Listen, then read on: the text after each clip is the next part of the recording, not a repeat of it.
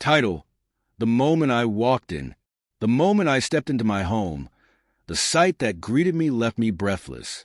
There he was, Sam, the man who had been my childhood friend, my business partner, and my confidant, grinning smugly, holding my wife, Annabelle, in an intimate embrace. A secret affair, long hidden, was suddenly laid bare before me. My 17-year-old son, Liam, stood by the fireplace, his expression filled with contempt. Annabelle, her voice cold and devoid of remorse, spoke first. "Jeff, we've removed you from the founder's board and fired you. You were a good husband, but it's over now. I hope we can still be friends." Liam's voice followed, cutting through the air like a knife. "Sorry, Dad, but I'm staying with Mom and Uncle Sam." Sam extended his hand toward me, his smile dripping with triumph. Little did he know, my day had already been one of relentless pressure. As a co-founder of an exclusive luxury hospitality chain in Europe, I had spent the day buried in meetings, deadlines, and board approvals. The weight of the responsibilities had drained me, but nothing had prepared me for the crushing reality that awaited me when I returned home. The comforting scent of roasted lamb filled the air as I stepped inside. For a fleeting moment, I thought everything was normal, but the instant I entered the living room, my heart froze. There they were, Sam, standing too close to Annabelle, his arms wrapped around her. Her eyes, once warm and loving, were now distant cold. And then Sam, with a smug grin, greeted me with a self-assured tone. "Jeff, good to see you. We were just about to fill you in on something," Sam said, his confidence radiating in a way that made my skin crawl. Liam, standing by the fireplace, looked at me with arms crossed and eyes filled with disdain. I couldn't read the emotion in his gaze, but I knew it wasn't sympathy. Annabelle spoke again, her words sharp and unapologetic. "Jeff, we need to talk. Sam and I, we've been together for years. It's time to stop pretending. Also, we've decided to remove you from the founder's board. The others have already signed off on it." The words hit me like a physical blow. "What? This is absurd, Annabelle. I trusted you. Sam, you're like a brother to me." But before I could process the depth of my betrayal, Liam added his final blow. "Dad, I'm staying with Mom and Uncle Sam. It's better this way." Sam, grinning like a victor, extended his hand in what seemed to be a twisted offer of peace.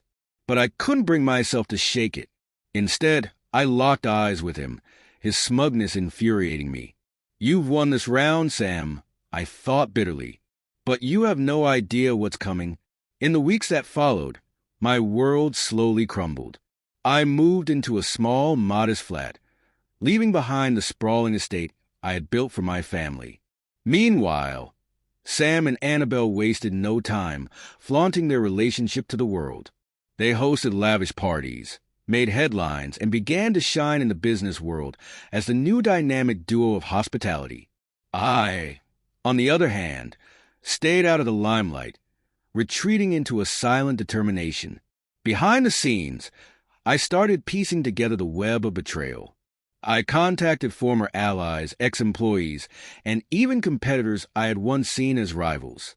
Financial audits revealed forged signatures on contracts and secretive meetings. Annabelle had siphoned funds from our joint accounts for years, while Sam had bribed key board members to ensure my removal. But I wasn't done yet. I also took time to reflect on my personal life. The memories of my early days with Annabelle, the trust and love we once shared, haunted me. But these memories only strengthened my resolve. This wasn't just about business anymore. It was deeply personal. By the second month of my absence, rumors began to swirl. Industry insiders started asking questions.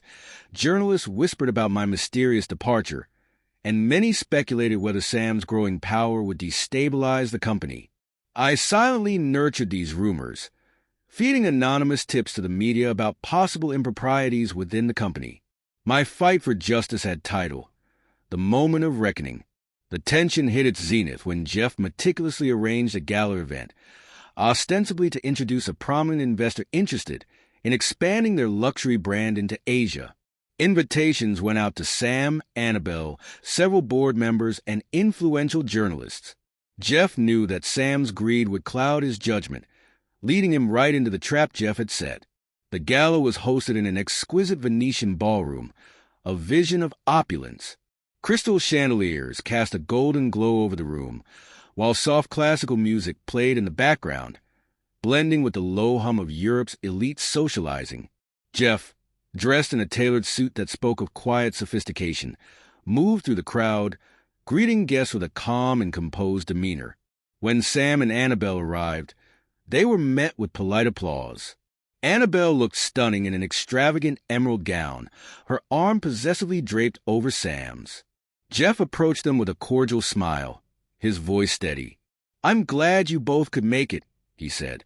"I thought it was time we discussed business again." Sam, ever smug, replied with a grin, "Good to see you moving on, Jeff. Now, let's meet this investor of yours." Leading them to a private lounge, Jeff watched Sam's confidence begin to waver. The minimalist room, dominated by sleek mahogany furniture and adorned with modern art, was perfectly staged for what was about to unfold. The table in the center of the room was covered with neatly organized stacks of documents, a laptop showcasing video loops, and photographs that painted a damning portrait of betrayal. Emails, forged contracts, and bank transfer records lay exposed, revealing their long-hidden deceit. The videos included clips of their secret meetings, along with mocking conversations about Jeff's naive trust. Sam's trademark smirk vanished instantly as he glanced at the evidence. "What is this?" Sam demanded, his voice cracking with disbelief. Jeff leaned back in his chair, his expression calm, though his eyes gleamed with quiet satisfaction. "This," he said, "is everything I've been working on while you were busy stabbing me in the back." Annabelle's face drained of color as she began flipping through the documents. The emails exposed their years-long plot to oust Jeff, divert funds, and take control of the company.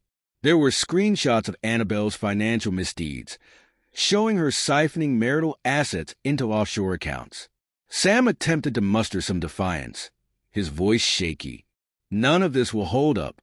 You're bluffing." Jeff's smile widened. "I'm not bluffing. Copies of this evidence have already been sent to the board, the press, and law enforcement. By this time tomorrow, you'll be headline news for all the wrong reasons." Annabelle's voice wavered as she pleaded, "Jeff, please think of Liam. Don't destroy everything we've built." Jeff's tone turned cold. "You mean the son you turned against me?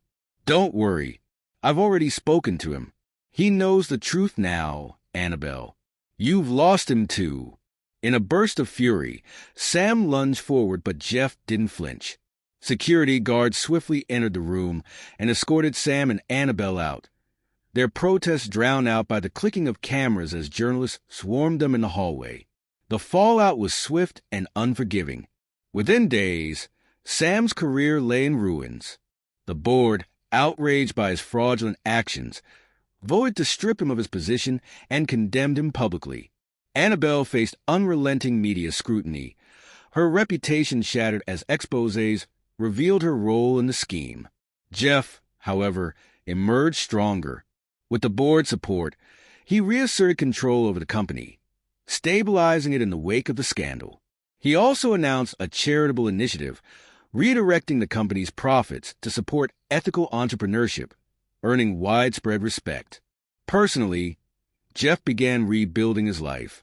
He reconnected with old friends, rediscovered his passion for cooking, and found peace in the simple moments of life. Most importantly, he focused on healing his relationship with Liam. It wasn't easy. Trust had been broken, but their bond grew stronger with each conversation. One evening, as father and son sat on a park bench overlooking the Thames, Liam broke the silence. "Dad, I'm sorry. I didn't understand before, but now I see what they did to you." Jeff placed a hand on his son's shoulder, his voice gentle but firm. "What matters now is that we're here, together." In the end, Jeff's vengeance wasn't just about retribution. It was about reclaiming his life, his dignity, and his family. He had risen above the betrayal, stronger and wiser than ever. And as he watched the sun set over the city, a profound sense of peace settled over him. Betrayal can break you, but it can also forge you into something stronger. And sometimes, the best revenge isn't about winning. It's about rising above. If you found this story meaningful, please give it a thumbs up and consider subscribing to Lauren's Story.